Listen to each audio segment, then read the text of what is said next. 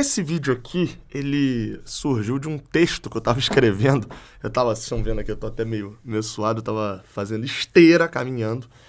E quando eu acabei, eu olhei ali, o Vitor Lessa tinha tuitado, né? Fluminense 2-0 no Fortaleza. Eu falei, negócio aí, será que é sub-20, alguma coisa? E aí eu abri pra ver e, na verdade, ele tava falando da vitória do Santos, né? Contra o Fortaleza, que deixou o Fluminense a 1 ponto do time cearense na tabela do Brasileirão, faltando 3 rodadas pra acabar o campeonato. E aí eu falei, caraca, que coisa, hein? Tipo assim, porque a gente passou o campeonato... Ih, barulhinho do WhatsApp, perdão. A gente passou o campeonato inteiro elogiando, e eu me incluo nesse daí, elogiando o trabalho do Vojvoda, e que continua sensacional, vou falar mais sobre isso. E aí, enfim, fui buscar algumas coisas, foto, me inspirou para poder escrever um texto, acabei escrever o roteiro de um vídeo, e acabei escrevendo muito, e ficou muito grande, e eu joguei lá no grupo dos padrinhos lá do WhatsApp, né?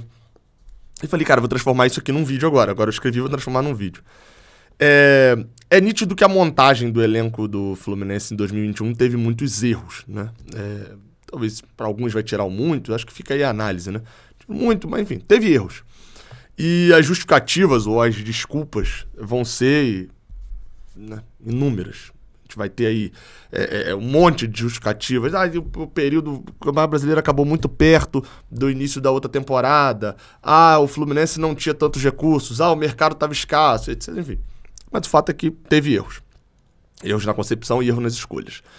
Mas é óbvio que foi montado um elenco que não era suficientemente bom para 2 competições. Lembrando que a gente jogou 3 competições, né? Até agosto. Até dia 18 de agosto, dia 19 de agosto, se eu não me engano, que a gente foi eliminado da Libertadores. O tempo inteiro jogando ali 3 competições. Só que assim, é importante destacar, e é o título desse vídeo, é a 3ª vez que o Marcão assume, o time assumiu em agosto, chamado e por mim analisado, inclusive, como um treinador limitado, um treinador que faz o básico. Assume o Fluminense no meio do ano, 19, 20, 21 isso aconteceu. 20 foi no final do ano, mas era no meio do Brasileirão. E entrega um desempenho acima de 50%. É isso. O desempenho hoje de Marcão é acima de 50% mais uma vez. Foi assim em 19 e foi assim em 20. Lembrando que com 50% hoje, você vai para a Libertadores, né? 50%, se eu não estou enganado, para esse campeonato até dá uma vaga um pouco melhor, né? Na verdade. Porque 57 pontos provavelmente deixa até no G6, você vai até direto. São 3 anos seguidos. Obviamente, ele não foi testado fora do Fluminense, né? Nesse período. Obviamente, ele tem limitações de variações táticas. Obviamente, ele não é um treinador vitorioso ainda. São 3 campanhas que eu vou te citar depois, o que foi cada uma. E, obviamente, eu também não confiaria nele o início de uma temporada tendo certeza que essa temporada daria certo, tendo muitas expectativas. Seria muito mais uma aposta. Eu trataria como uma aposta, que poderia dar errado, inclusive muito errado. Só que, assim, até quando que a gente vai, e aqui nesse ponto eu coloco a gente como meia-culpa, parcial meu, mas colocando a reflexão para todo mundo também, a consistência... Até quando a gente vai ignorar essa consistência que ele entregou pro Fluminense? Mas ele faz isso porque ele controla bem o vestiário, ele é amigão da galera. Pô, assim, a mídia brasileira, eu tinha 7 anos, não lembro muito, mas a mídia brasileira entrega o quê? Diz o quê? Que o Brasil ganhou a Copa do Mundo de 2002 com a família Scolari. Scolari fez isso, Scolari fez isso. A gente ganhou a Copa do Mundo com isso. Então o Marcão tá no caminho certo, né? Óbvio que não é só isso. É sintomático que a gente tá vendo há 3 jogos do fim do Brasileirão. Eu vou botar aí a imagem, que foi que me trouxe a reflexão. Barulhinho? Não fez barulhinho. Tá. Achei que ia fazer porque eu tava ligando aqui a TV. E esse vídeo, enfim, sem musiquinha, sem edição, porque é pra gente conversar mesmo. Eu fui buscar a tabela de quando o Marcão assumiu o Fluminense. Marcão assume o Fluminense logo depois de ter acontecido os jogos da 16ª rodada do Brasileirão. E o Campeonato Brasileiro estava exatamente assim. Tá aí na tela. Fortaleza era 3º lugar com 31 pontos em 16 jogos e o Fluminense era 15º com 17 pontos em 15 jogos. Tinha um jogo contra o Juventude a menos, que empataria o jogo e continuaria atrás. Na verdade, passaria o São Paulo, né? Mas enfim. Marcão assumiu nessa condição. Ainda empatou com o Atlético Mineiro no primeiro jogo, caiu para 16º, enfim. Mas a diferença era de quase o dobro dos pontos. E um era terceiro, outro 15º. E hoje, faltando 3 jogos para acabar o Campeonato Brasileiro, o cenário que a gente vê, e eu tô mandando aí exatamente até os prints que me fizeram isso, que eu fui ver lá o jogo do Fortaleza, é esse daí. O Fluminense é 7º com 51 pontos e 35 jogos, e o Fortaleza é 5º com 52 pontos e 35 jogos. 1 ponto separa os dois. Eu ainda acho que o Fortaleza tem chances de terminar na frente do Fluminense. Eu lancei um vídeo, inclusive, hoje de manhã, analisando a rodada final. Tá? Os resultados da quinta-feira foram bons pro Fluminense, pensando em G6. Mas a gente não pode ignorar isso, né? É sintomático de que o Fluminense de Marcão tá 1 ponto atrás do Fortaleza de Vojvoda. Exatamente, assim. O cara que não é treinador, como muitos criticaram, e foi criticado, e foi achincalhado, e criticado tem que ser, achincalhado passou dos limites de maneira tão agressiva que, assim, me recuso até a repetir as críticas que Marcão sofreu por fazer um trabalho ruim, na opinião da pessoa. Eu entendo porque que as pessoas têm que agredir as outras, assim, isso coloca, na verdade, mostra bem quem são na hora de criticar, né? Agride a pessoa e não o trabalho, enfim.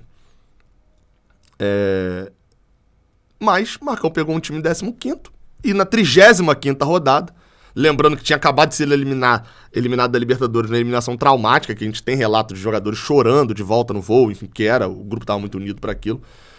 35ª rodada tá com chances claras, assim, de terminar em 6º e ir pra Libertadores direto. Para isso, vai precisar fazer 1 ponto a mais do que o Fortaleza de Vojvoda. O argentino que chegou no Brasil, revolucionou o time cearense, o Fortaleza, fazendo a maior campanha nordestina nos pontos corridos, isso é inegável. Entregou partidas épicas, foi a semifinal da Copa do Brasil, inédito também pro Fortaleza, mas está sucumbindo justamente na hora da definição da classificação no Brasileirão. Não saiu do G6, rodada nenhuma no Brasileirão, mas o que importa é a 38ª rodada.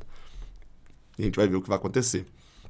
É provável que você esteja vendo esse vídeo aqui e tá falando, mas o Fortaleza tem um elenco muito pior.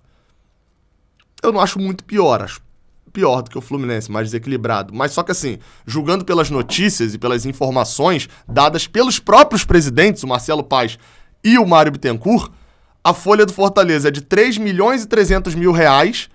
Isso é líquido, tá? Só o que paga ali. Mais o salário de Vojvoda e da comissão técnica. Não tá incluído nessa conta aí. E a do Fluminense é de 4.900.000 reais. Ou seja, se 3.300.000, se acrescenta a Vojvoda, que é um salário relativamente alto, vai chegar ali perto da do Fluminense, né? Na margem de erro ali tá quase igual. Só que aí a gente vê que paga quase a mesma coisa do que o Fluminense paga de salário. E assim, e a intenção aqui não é demonizar o Vojvoda, pelo contrário, é um ótimo treinador que se arrisca, entrega o que todo torcedor gosta de ter em segundo plano. É a segunda coisa que o torcedor gosta de ter. Ofensividade, protagonismo, bons jogos. Isso é que todo torcedor... É a segunda coisa que todo torcedor quer. Porque a primeira é vencer, óbvio. Resultado. Vai perguntar se o torcedor fica triste quando ganha de 1-0, retrancando e é campeão. Não, óbvio. Mas tem o segundo plano também. E isso ele entregou também, entregou resultado. Não tô falando de Fernando Diniz aqui não, tô falando do Juan Pablo Vojvoda. Muito acima do que o torcedor do Fortaleza queria, esperava... E talvez até não do que o torcedor, mas o time do Fortaleza, pelo que montou, merecia nesse momento. Ir pra Libertadores, etc. Não era o plano do Fortaleza já pra essa temporada. Então, assim, isso daqui não é pra criticar a Vojvoda, demonizar técnico estrangeiro, não. Pelo contrário, tem muito a colaborar e a contribuir com o futebol brasileiro. Inclusive, eu adoraria ver no Fluminense treinadores assim, com esse mesmo espírito e, inclusive, treinadores que hablam. Eu gosto de ver treinador bom no Fluminense. Aqui fica a reflexão sobre Marcão. É a terceira vez que ele assume o time, terceira vez que ele entrega, terceira vez que durante cerca de meio campeonato ele dá uma campanha de Libertadores. Com altos e baixos, um estilo próprio ali e as suas limitações. 3 times diferentes nesses 3 anos.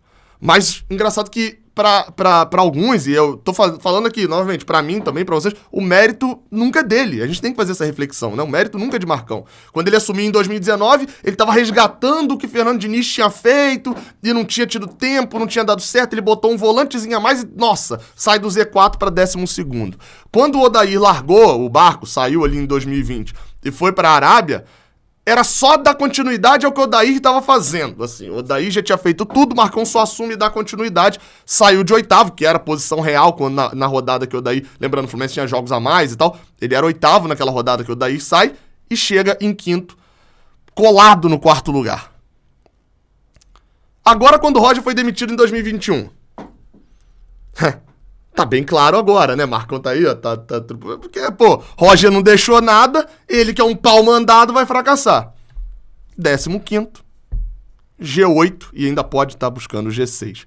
Óbvio, Roger não produzia também pra ser 15º, tinha a questão das 3 competições que o Marcão já assume tendo só 2. E justamente tem problemas ali com a Copa do Brasil eliminado rapidamente. Marcão passa longe de ser um gênio. Muitas das vezes ele faz o óbvio, aposta demais na gerência do grupo, na gestão de grupo, inova poucas inovações, só que ele estabiliza o time. Dá a esse time uma forma de jogar, traz a torcida pra perto, e isso é o suficiente pra ele fazer o que ele tá fazendo em 3 Brasileirões seguidos. 3 Brasileirões, eu vou repetir. Em 2019, o Sport estava na Série B. Em 2021, o Sport está caindo para a Série B de novo. Já subiu e já caiu. Olha o tempo que já se passou. E aí fica uma dica para Mário Bittencourt, Paulo Angione, quem mais for o responsável aí pela contratação do novo treinador e pelo planejamento do projeto Fluminense 2022. Se a gente conseguiu isso com 3 vezes, com o Marcão, um desempenho de Libertadores, que é um treinador regular, na totalidade da palavra, no sentido de regularidade, no sentido de alto e baixo também, de bom e ruim. Ele é regular. Se a gente conseguiu 3 vezes com o Marcão, imagina o que a gente teria com um treinador que tem essas mesmas qualidades e ainda é experiente, é um treinador já vitorioso. Cabe a vocês, gestão do Fluminense, elevar o nível nisso. Eu não quero só comemorar que Marcão assume no meio e eleva o nível do trabalho. Quero que tenha alguém que produza mais, que não seja necessário usar Marcão.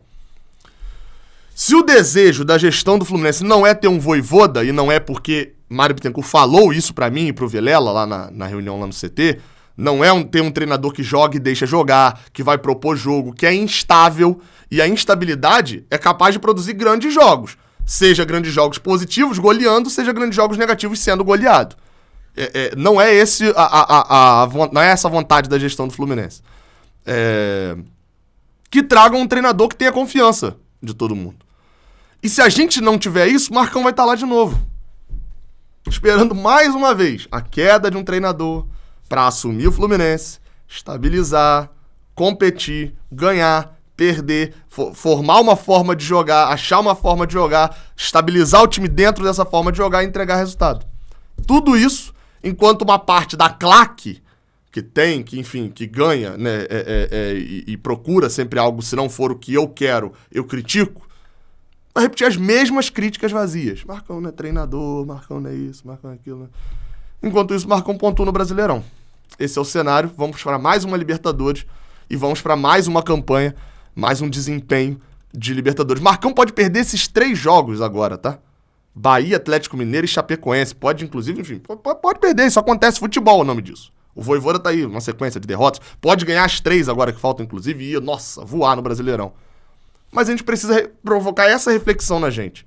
Por que a gente trata como um lixo, como um cara que merece ser chamado de lixo, e foi, por algumas vezes, e a gente trata o outro que, enfim, como um Deus que o que ele falar a gente ouve e que transformou água em vinho.